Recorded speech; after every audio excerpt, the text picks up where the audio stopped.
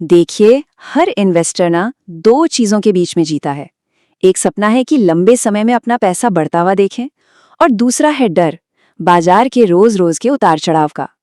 तो आज हम इसी डर को एक मजबूत स्ट्रैटेजी में बदलने का तरीका समझने वाले हैं। तो चलिए शुरू करते हैं। जब हम लंबी रेस में देखते हैं ना, तो पिक्चर एकदम क्लियर है। मार्केट ऊपर ही जाता है और यही उम्मीद है जो हम सबको मार्केट की तरफ खींच कर लाती है। यही तो हमारा बड़ा लक्ष्य है। लेकिन अगर थोड़ा जूम इन करके रोज की कहानी देखें, तो वो किसी रोलर कोस्टर से कम नहीं है। कभी तेज गिरावट तो कभी अचानक उछाल। और इसी टेंशन और घबराहट को मैनेज करना सीखना, असली खेल बस यही है। तो इस सफर में हमारे 5 पड़ाव होंगे। सबसे पहले हम बाजार के इस रोलर कोस्टर को समझेंगे, फिर एक दिग्गज से सीखेंगे कि सोचना कैसे है, और उसके बाद डाइवर्सिफिकेशन, डिफेंसिव पोर्टफोलियो और एक मजबूत सेफ्टी नेट बनाने की स्ट्रैटेजीज को जानेंगे। तो पहला पड़ाव, चलिए समझते हैं कि बाजार का ये उतार चढ़ाव इतना डरावना क्यों लगता है। जरा सोचिए, एक ही दिन में पोर्टफोलियो 5% नीचे चला गया। ये सिर्फ एक नंबर नहीं है, ये एक झटका है जो सीधा दिल पर लगता है। और यही वो पल होता है जब मार्केट में पैनिक फैलता है और लोग अक्सर गलत फैसले ले बैठते हैं। तो इस तरह की घबराहट से बचने के लिए किसी भी स्ट्रैटेजी से पहले सही माइंडसेट का होना बहुत जरूरी है। और इस सोच को समझने के लिए हम भारत के बिग बुल से बेहतर किससे सीख सकते हैं। राकेश झुनझुनवाला ने एक बहुत जबरदस्त बात कही थी। उन्होंने कहा, शेयर बाजार अधीर लोगों से धैर्यवान लोगों को पैसा ट्रांसफर करने का एक जरिया है। बस ये एक लाइन सफल इन्वेस्टिंग का पूरा सच बता देती है। ये ताकत का नहीं, बल्कि सब्र का खेल है। उनका मंत्र बहुत साफ था, हमेशा लंबी अवधि का सोचो, क्योंकि असली दौलत वहीं बनती है। ऐसी कंपनियों को चुनो जिनका मैनेजमेंट मजबूत हो, क्योंकि वही तूफान में नाव को पार लगाते हैं। धैर्य और अनुशासन रखो, क्योंकि बाजार हर दिन डराने की कोशिश करेगा। और हाँ, अपनी गलतियों से डरो मत, उनसे सीखो। यही एक मजबूत इन्वेस्टमेंट की असली नींव है। ठीक है, तो जब माइंडसेट सही हो गया, तब रिस्क को कम करने का हमारा पहला प्रैक्टिकल हथियार आता है, जिसे हम कहते हैं डाइवर्सिफिकेशन शील्ड। सोचिए, कैसा रहेगा अगर शेयर बाजार जैसा तगड़ा रिटर्न मिल सके, लेकिन उसके साथ आने वाले भारी उतार चढ़ावों और रिस्क के बिना। डाइवर्सिफिकेशन हमें इसी सवाल के जवाब के बहुत करीब ले जाता है। जरा इस टेबल पर नजर डालिए। जब सिर्फ स्टॉक्स में पैसा होता है तो रिटर्न तो ज्यादा है, लेकिन अस्थिरता भी बहुत ज्यादा है।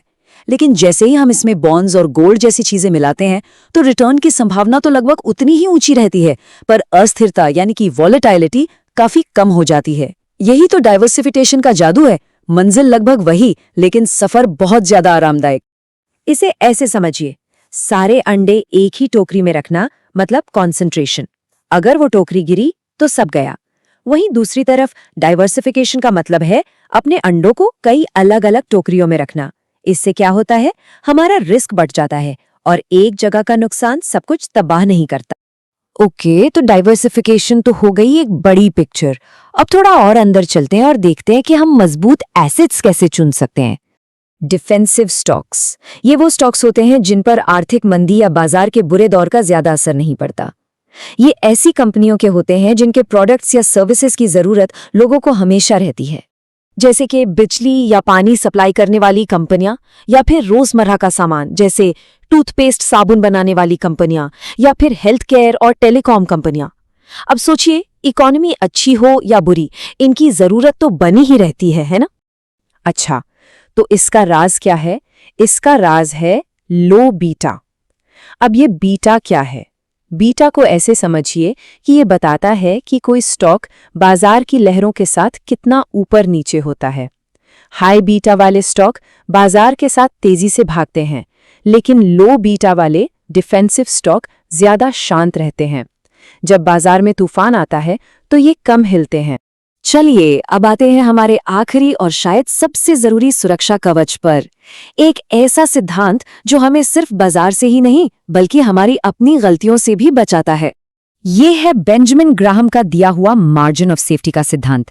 सीधे शब्दों में, किसी स्टॉक की असली कीमत यानी उसकी इंट्रिंसिक वैल्यू और उसकी मार्केट प्राइस के बीच का फासला, ये एक सेफ्टी कुशन की तरह काम करता है। इसका फॉर्मूला देखने में तो बहुत सीधा है, पर इसके पीछे की सोच बहुत गहरी है। हम बस ये हिसाब लगा रहे हैं कि कोई चीज हमें उसकी असली कीमत से कितने बड़े डिस्काउंट पर मिल रही है। जितना बड़ा डिस्काउंट उतना ही मजबूत हमारा सेफ्टी मार्जिन। तो सवाल ये है कि कितना मार्जिन ऑफ सेफ्टी अच्छा माना जाता है। देखिए, दुनिया के सफल निवेशक अक्सर कम से कम 25% का मार्जिन ऑफ सेफ्टी तो ढूंढते ही हैं। ये एक ऐसा बेंचमार्क है जो गलतियों की गुंजाइश छोड़ता है। तो इन सभी हिस्सों को जोड़कर एक निवेशक एक जुआरी से एक रणनीतिकार में कैसे बदल जाता है, चलिए इसे एक साथ समेटते हैं। तो किसी भी निवेशक के रिस्क मैनेजमेंट टूल किट में ये 4 चीजें जरूर होनी चाहिए। राकेश झुनझुनवाला जैसा सब्र, डाइवर्सिफिकेशन की एक मजबूत ढाल, डिफेंसिव स्टॉक से मिलने वाली स्थिरता और मार्जिन ऑफ सेफ्टी का एक सुरक्षा जाल।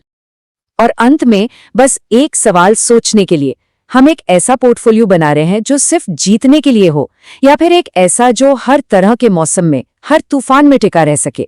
क्योंकि असली सफलता शायद सिर्फ जीतने में नहीं, बल्कि खेल में लंबे समय तक बने रहने में है।